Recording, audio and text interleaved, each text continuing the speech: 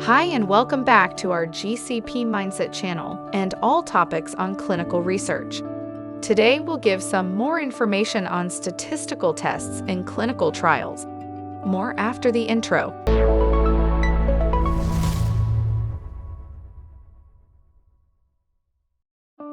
If you haven't already watched or other videos on this topic first, here you see a practical example showing a scientist and a biometrician who discuss a project.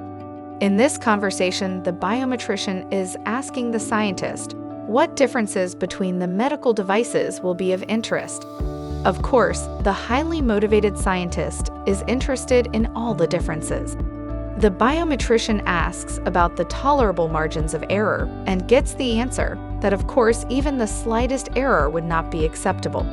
In this case, the biometrician has no other choice than to say that for a study with such high accuracy requirements, there are, unfortunately, not enough people around the globe.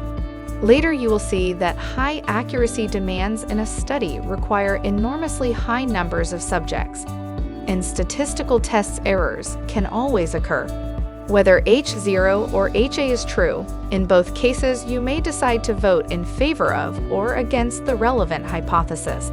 These four possible cases are shown in the following four fields table. If the decision for H0 or HA turns out in favor of the currently applicable hypothesis, the result of the study is correct. However, if the decision turns out in favor of HA, although H0 is true, it is a so-called type 1 error, or alpha error, or false positive decision. This means, for example, that the result of a study indicates that a new product is safe and effective, but in reality, it is not. Therefore, the effectiveness and safety of this product have been proven by mistake.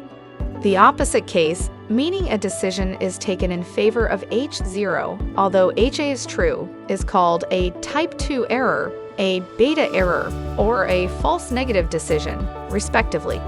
This means, for example, that a new product is found not to be effective, but in fact it is effective, so the effectiveness of this product has not been proven by mistake.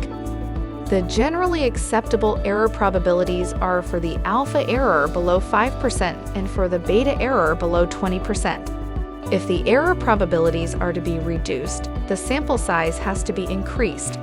Let's come to some basic parameters everyone needs to understand. When calculating the sample size for a clinical study, the following parameters are important. First, the scattering of data represented by the standard deviation S.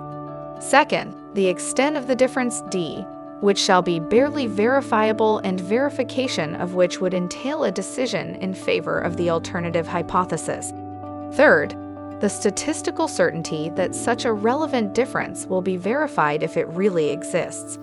This certainty can be determined in the form of a power analysis of a test.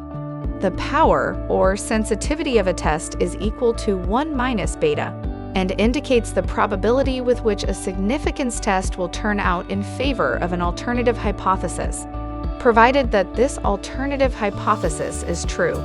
Fourth, the so-called specificity of the test is important, which means that a random deviation is not considered a significant result. This value is equal to 1 minus alpha. So much for today on statistical tests in clinical trials.